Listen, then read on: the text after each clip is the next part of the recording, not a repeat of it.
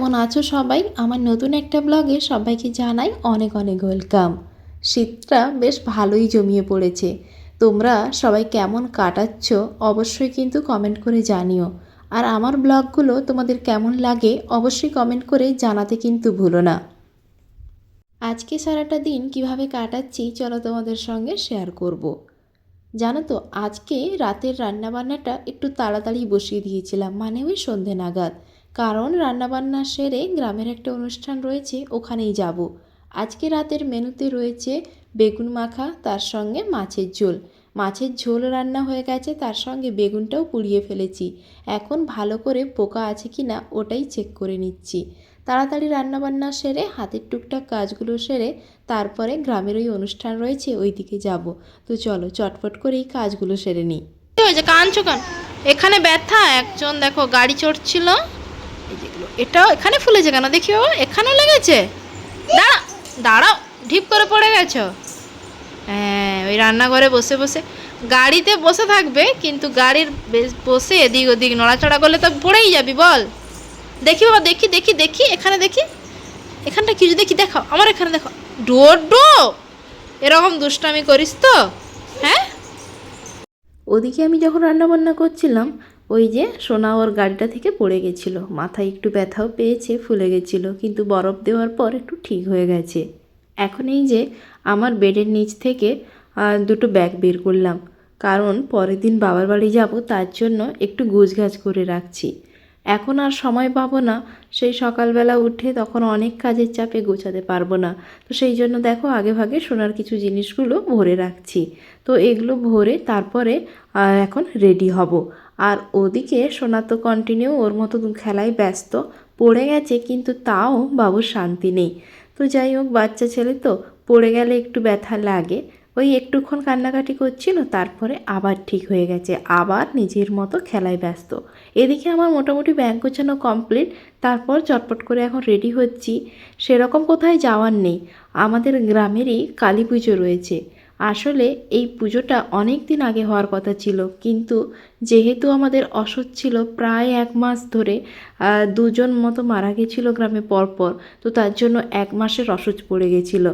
তো সেই জন্য কালী পুজোর প্রায় 15 থেকে 20 দিন পরে আমাদের গ্রামেরই কালী পুজোটা হচ্ছিলো, তার জন্য রেডি হয়ে বেরিয়ে পড়েছি। বর্মশাইও চলে এসছে, এখন চলো যাওয়া যাক। সুদীপ জানা, হ্যাঁ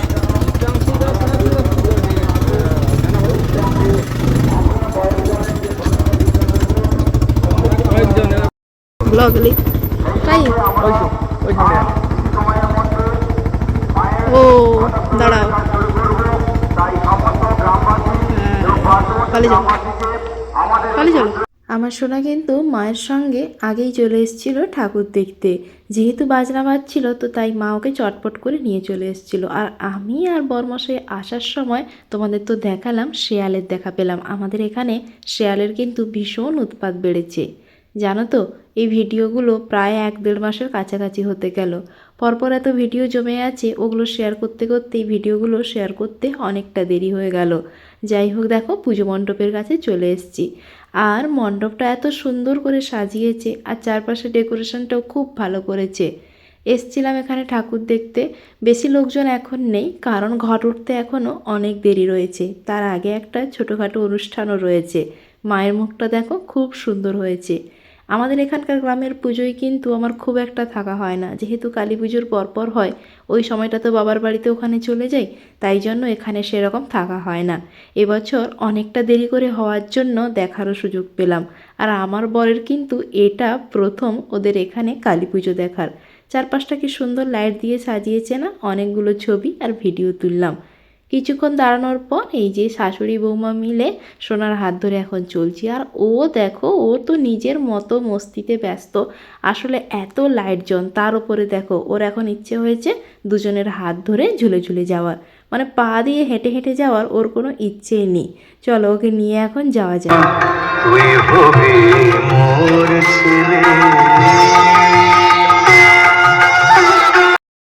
পুজো মণ্ডপের ওখান থেকে চলে এসেছিলাম অনুষ্ঠানের মণ্ডপের দিকে। অনুষ্ঠান শুরু হতে দেরি আছে, তার আগে ফাঁকা স্টেজ পেয়ে আমার সোনা উঠে পড়েছে।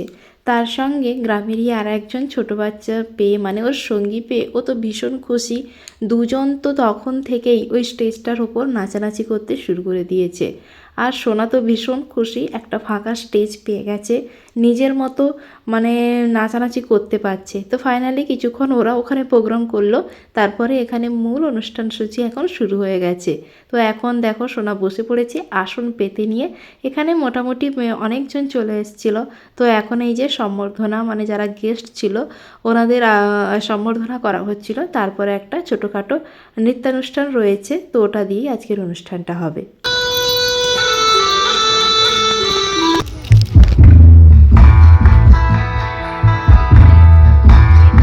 দেখো স্টেজে দেখো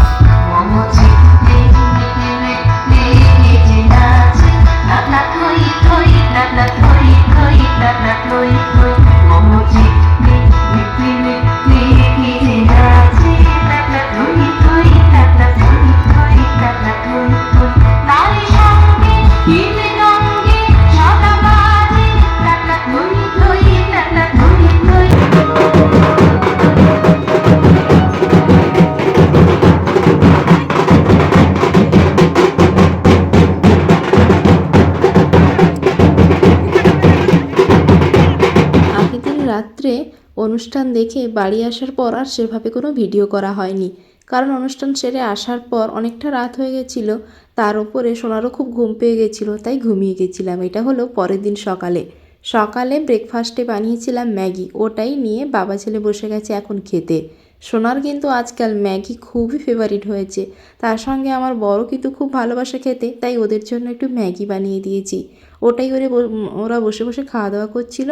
তারপরে ওদিকে আমার সমস্ত হাতের কাজকর্ম সেরে স্নান টান সেরে এখন চলে এসেছি ঠাকুরের পুজো দিতে, কারণ এই যে পুজো সেরে আমার বাবার বাড়ির জন্য ওদিকে রওনা দেব। ঠাকুরের পায়ে এদিকে আমার তো ফুল দেওয়া হয়ে গেছে, এদিকে আমার গোপালের সিংহাসনটা কিন্তু একদম খালি, কারণ প্রায় টানা 1 মাসের বেশি বাড়িতে মানে আমাদের অসুখ চলছিল। তাই জন্য ওই যে বাবার বাড়ি গেছিলাম 1 মাস আগে, গোপালকে নিয়ে গেছিলাম, তারপরে আর হাতি দেওয়া হয়নি, তার জন্য গোপালকে আর আনা হয়নি। আজকে বাবার বাড়ি যাব, ছোটো বোন আসবে, ওরা চলে যাবে আর আমার বর যাবে ওকে ছাড়তে, তার জন্য আজকে বাবার বাড়ি যাওয়া। তো চলো, এদিকে সোনা তো একদম রেডি আর আমরাও এদিকে একদম রেডি হয়ে গেছি। তো চলো এখন রওনা দেওয়া যাক। এই যে চলে এসেছি বাবার বাড়ি, কটা বাজে দেখো, 12:30টার সময় এলাম। এই যে লঙ্কার চারা নিয়ে এসেছি বাড়ি থেকে, আর এদিকে কি হচ্ছে চলো তোমাদের দেখাই। ওই যে আমাদের আলপনা, আর এখানে লোহা লক্কর বিক্রি হচ্ছে।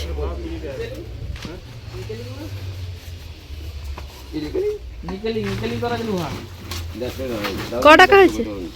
ছোট মনে ফটো তুলে রে কি মাল রে ক টাকা হয়েছে?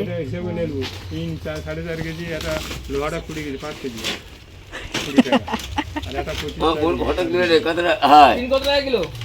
হ্যাঁ 3 10 টাকা 10 টাকা 35 40 টাকা। বোতলগুলো ক টাকা হয়েছে দেখি, ক টাকা? ওজন করবো নি প্লাস্টিক ওজন করেনি, ও বিনা ওজনে, তার চোখই ওজন। অনেকগুলো ওজন করতে গো, ওজন করো। আর আর কি আছে 3 কিলো? এটা কি প্লাস্টিক 3 কিলো? এটা প্লাস্টিক আর এই দুটো আছে হাড় প্লাস্টিকের মতো। আমি কাজ করি কিলাম করে দাঁড়াও, হিসাব ভুল ভালো হবে তখন। তো চলো এখন ভেতরের দিকে যাই। ডোডো কি কি বলো, কই যাবে? এই দেখো এদের কালী পুজো এখনো শেষ হয়নি। কি রে ডোডো কি করছো? তার সাথে এই বুড়োটাও লেগে গেছে। ডোডো কি করছো?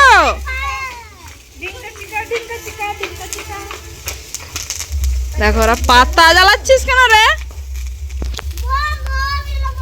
বোম তো ধরতো। হ্যাঁ আরে পাতা পাতা ধরে জ্বালাচ্ছে। ছোট বোনরা কিন্তু সন্ধেবেলা এসছে, ওরা কিন্তু পরের দিন চলে যাবে। ওর বর তো সেই চলে গেছিল বাবার বাড়ির অনুষ্ঠানের সময়, এখন আমার বরের ওপর দায়িত্ব পড়েছে ওকে ছেড়ে দেওয়া আসার। তার জন্য ওরা এসছে, আর আমাদেরও আসার তার কারণ আমিও 2 দিন এখানে থেকে যাব। আজকে রাতের মেনুতে চিকেন হয়েছিল, ওটা নিয়েই এখন বসেছি বাচ্চাগুলোকে খাওয়াতে। তো চলো আজকের মতো ব্লগটা এইটুকুই। ব্লগটা কেমন লাগলো অবশ্যই কমেন্ট করে জানাতে ভুলো না। টাটা, শুভরাত্রি সবাইকে।